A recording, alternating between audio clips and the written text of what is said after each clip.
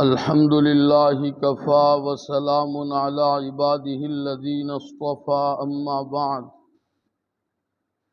أعوذ بالله من الشيطان الرجيم بسم الله الرحمن الرحيم کہ الحمدللہ رب العالمین سے یہ سمجھ میں آتا ہے کہ اللہ رب العزت کے جتنے کام ہیں، جو کچھ اللہ رب العزت تصرف فرماتے ہیں، وہ تصرف اور وہ سارے کام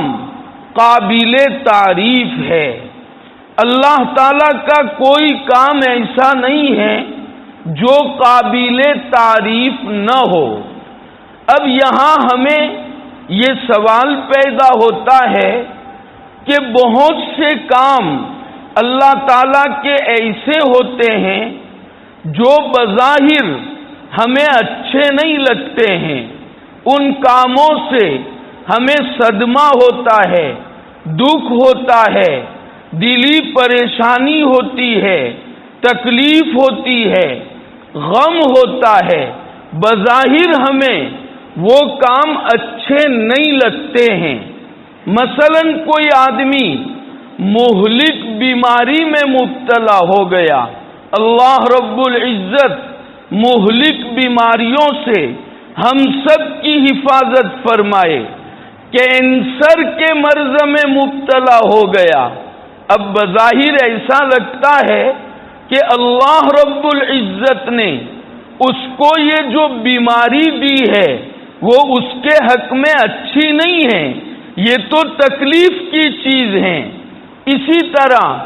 کسی آدمی کا کوئی اکلوتا بیٹا تھا جو زندگی میں اس کا سہارا بننے والا تھا، جس سے وہ امید لگائے بیٹھا تھا کہ دکھ سکھ میں یہ میرے کام آئے گا، اور اللہ رب العزت نے اس کو دنیا سے اٹھا لیا، موت دے دی۔ اب بظاہر تو یہ لگتا ہے کہ اللہ پاک نے یہ جو موت اس بچے کو دی وہ بظاہر اچھی چیز نہیں ہے،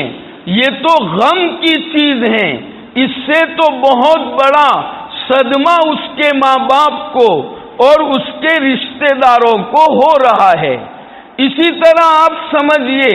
کہ ایک آدمی تجارت کر رہا تھا اور ماشاءاللہ تجارت میں اس کو کثیر نفع حاصل ہو رہا تھا، ایک دم سے اس کی اپنی تجارت برباد ہو گئی اور رأس المال تک اس کا ضائع اور برباد ہو گیا، تو ہمیں یہ لگتا ہے کہ اللہ پاک نے یہ جو کام اس کے حق میں کیا وہ بظاہر اچھا نہیں ہے، یہ تو اس کے لیے تکلیف کا ذریعہ ہے، اس میں اس کی بربادی اور اس کی ہلاکت ہے، ہمیں یہ محسوس ہوتا ہے۔ حالانکہ الحمدللہ رب العالمین تو ہمیں یہ پیغام دیتا ہے کہ اللہ تعالیٰ کا ہر کام قابل تعریف اور اچھا ہی ہوتا ہے۔ تو رب العالمین کے ذریعے سے ہمارے اس اشکال کا جواب دیا گیا ہے کہ اصل میں ہم اپنی محدود اور چھوٹی سی عقل سے بعض مرتبہ یہ سمجھتے ہیں کہ یہ کام جو اللہ نے کیا وہ میرے حق میں اچھا نہیں ہے۔ چھوٹی سی عقل کے دائرے میں ہم اس کو برا سمجھتے ہیں، تکلیف دینے والا سمجھتے ہیں، غم اور پریشانی کا ذریعہ اور سبب سمجھتے ہیں، لیکن وہ اللہ جو سارے جہانوں کا پروردگار ہیں، جو تمام کی ضرورتیں پوری کرتا ہے، اسے اچھی طرح معلوم ہے کہ کون سا کام کس وقت پر اس کے حق میں زیادہ مناسب اور زیادہ مصلحت اور نفع کا کام ہے۔ ہم اسے نہیں سمجھ سکتے ہیں، اس لیے بظاہر ہم ایسا سمجھتے ہیں العیاذ باللہ کہ اللہ نے ہمارے ساتھ اچھا نہیں کیا، ہم تو بیماری میں مبتلا ہو گئے، قرض میں ڈوب گئے، تجارت ٹھپ پڑ گئی اور مہلک بیماری میں ہم مبتلا ہو گئے۔ اللہ نے ہمارے ساتھ اچھا نہیں کیا، حالانکہ اللہ پاک ہمارے حق میں جو کرتے ہیں وہ اچھا ہی ہوتا ہے اور ہماری اپنی مصلحت اور حکمت کے مطابق ہوتا ہے، اسی میں ہمارا نفع اور فائدہ مضمر ہوتا ہے۔ اس کو آپ ایک چھوٹی سی مثال سے سمجھ سکتے ہیں۔ ایک نادان اور ناسمجھ بچہ ہے جس میں ابھی عقل پختہ نہیں ہے، اس کو بدن پر کوئی پھوڑا نکل آیا۔ ڈاکٹر نے کہا جب تک نشتر نہیں لگائیں گے اور چاک نہیں ماریں گے تب تک یہ پھوڑا اچھا نہیں ہوگا۔ اب ڈاکٹر اس بچے کو نشتر لگاتا ہے، اب بچہ اپنے حق میں اس کو برا سمجھتا ہے، روتا ہے، چلاتا ہے، وہ ڈاکٹر کو بھی ظالم سمجھتا ہے اور ماں باپ کو اور رشتہ داروں کو بھی ظالم سمجھتا ہے کہ مجھ چھوٹے سے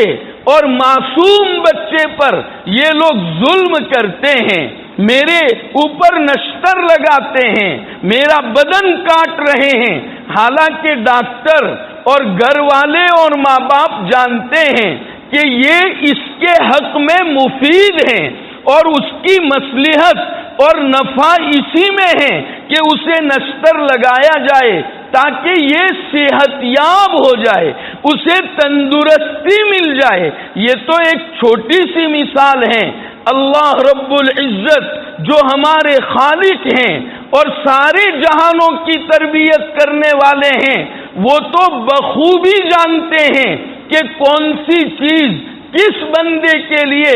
زیادہ مناسب اور زیادہ نفع دینے والی اور زیادہ مفید ہیں۔ وہ اپنی مصلحت اور اپنی حکمت کے مطابق ہمارے ساتھ اور کائنات کے ساتھ معاملہ کرتے ہیں۔ ہم چھوٹی سی عقل سے یہ سمجھتے ہیں کہ یہ تو ہمارے حق میں برا ہوا، اس لیے ہم شکوے شکایت میں لگ جاتے ہیں، غیر معمولی پریشانی اور اضطراب میں مبتلا ہو جاتے ہیں اور خود اپنی زندگی کو ناخوشگوار بنا لیتے ہیں۔ اللہ رب العزت کبھی کبھی اپنی یہ مصلحت اپنے بندوں پر ظاہر بھی کر دیتا ہے تاکہ بندوں کو پتہ چلے جسے تم تکلیف کی چیز سمجھ رہے ہو وہ تمہارے حق میں بہتر ہیں اور تمہاری عین مصلحت کے مطابق ہیں۔ چنانچہ امام رازی نور اللہ مرقدہ نے تفسیر کبیر میں ایک بزرگ کا واقعہ لکھا ہے کہ اللہ پاک نے ایک مصلحت ان پر ظاہر فرما دی۔ امام رازی فرماتے ہیں ایک بزرگ اللہ والے تھے، وہ دجلہ کے کنارے کے اوپر جا رہے تھے۔ اللہ والے کبھی کبھی اس طرح دریا کے کنارے اور کسی باغ اور پارک میں جا کر اپنے دل و دماغ کو معطر کر کے بالکلیہ نشاط پیدا کر کے اللہ رب العزت کی یاد میں لگتے ہیں، جس سے ان کے دل کو سرور ملتا ہے، قلبی اطمینان اور ذکر کی لذتیں اللہ رب العزت ان کو فراغ دلی کی وجہ سے عطا فرماتے ہیں۔ تو یہ دریا کے کنارے چل رہے تھے، انہوں نے اپنے آگے دیکھا کہ ایک بہت بڑا بچھو جا رہا ہے۔ ان کے دل میں یہ آیا کہ اللہ رب العزت نے اس کائنات میں جو کچھ پیدا فرمایا ہے اور اللہ تعالی جو بھی فیصلے لیتے ہیں اس میں انسانوں کا نفع ہوتا ہے، کوئی نہ کوئی مصلحت انسانوں کی اس میں چھپی ہوئی ہوتی ہے۔ تو مجھے آج معلوم کرنا چاہیے کہ یہ بچھو اللہ نے کس مصلحت کے لیے پیدا کیا ہے۔ انہوں نے دل میں ارادہ کر لیا کہ میں اس بچھو کا تعاقب کروں گا، اس کے پیچھے پیچھے جاؤں گا کہ آخر اللہ نے اس میں کیا نفع چھپا رکھا ہے ہمارے لیے۔ چنانچہ بچھو آگے آگے چل رہا ہے اور یہ بزرگ اس کے پیچھے پیچھے جا رہے ہیں۔ ایک جگہ جا کر وہ بچھو رک جاتا ہے تو امام رازی رحمت اللہ علیہ لکھتے ہیں وہ بزرگ بھی رک گئے۔ ایک کچھوا اس دریا کے کنارے پر آیا، وہ بچھو کود کر اس کچھوے کے اوپر سوار ہو گیا اور وہ کچھوا اس کو لے کر دریا میں چلنے لگا۔ اب اس بزرگ نے ٹھان لیا تھا کہ مجھے پیچھا کر کے یہ معلوم کرنا ہے کہ اس میں اللہ نے کیا نفع رکھا ہے، چنانچہ انہوں نے بھی ایک کشتی کرائے پر لی اور اس کے اوپر سوار ہو کر اس بچھو کے پیچھے پیچھے جانے لگے۔ وہ کچھوا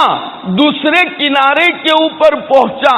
بچھو کود کر خشکی میں چلا گیا۔ اللہ والے بھی کشتی سے اترے، وہ بچھو جانے لگا، یہ بھی پیچھے پیچھے چلے۔ سوچنے لگے یار یہ کہاں جائے گا اور کتنا دور جائے گا، لیکن چونکہ ٹھان لیا تھا کہ مجھے اس کا تعاقب کر کے دیکھنا ہے، چنانچہ یہ بھی بچھو کے پیچھے پیچھے گئے۔ دیکھا کہ ایک درخت کے نیچے ایک آدمی سویا ہوا ہے اور پاس میں ایک سانپ ہے جس نے اپنا فن اٹھا رکھا ہے اور قریب ہے کہ وہ سانپ اس سونے والے کو ڈس لے اور وہ سونے والا ہلاک ہو جائے۔ تو یہ بچھو کودتا ہے، اس کو ڈنک مارتا ہے، سانپ وہی مر جاتا ہے۔ اللہ والے کو سمجھ میں آیا اللہ پاک نے یہ بچھو اتنی دور سے جو یہاں بھیجا ہے وہ اس آدمی کی جان بچانے کے لیے بھیجا ہے۔ اتنے میں وہ اللہ والے دیکھتے ہیں کہ وہ شخص اٹھتا ہے اور دیکھتا ہے کہ قریب میں ایک بڑا بچھو ہے تو اس کو مارنے کے لیے ہاتھ بڑھاتا ہے، تو اللہ والے نے فرمایا تو اس کو مت مار، اللہ نے تیرے نفع کے لیے تجھے باقی رکھنے کے لیے بہت دور سے اس بچھو کو بھیجا ہے، یہ تو تیری حیات بن کر آیا ہے، تیری زندگی بن کر آیا ہے۔ اب آپ انداز لگائے یہ بچھو بظاہر دستہ ہے، تکلیف کی چیز ہے، لیکن اللہ رب العزت نے اس بچھو کے ذریعے سے اس سونے والے کی جان کس طرح بچائی۔ اس سے مجھے یہ سمجھانا ہے کہ اس کائنات میں جو کچھ بھی ہوتا ہے، حالات جیسے بھی بنتے ہو، چاہے اجتماعی حالات ہو یا انفرادی حالات ہو، اس میں یقیناً ہمارے لیے حکمت اور ہمارے لیے مصلحت ہوتی ہے، اسی میں ہمارا نفع ہوتا ہے۔ کاش کہ یہ حقیقت ہمیں سمجھ میں آ جائے۔ اگر یہ حقیقت اور رب العالمین کا یہ پیغام اگر ہم سمجھ لے تو واقعی ہماری اپنی زندگیوں میں سکون پیدا ہو جائے اور ہم جو پریشانیوں میں مبتلا ہے اس سے ہمیں نجات مل جائے۔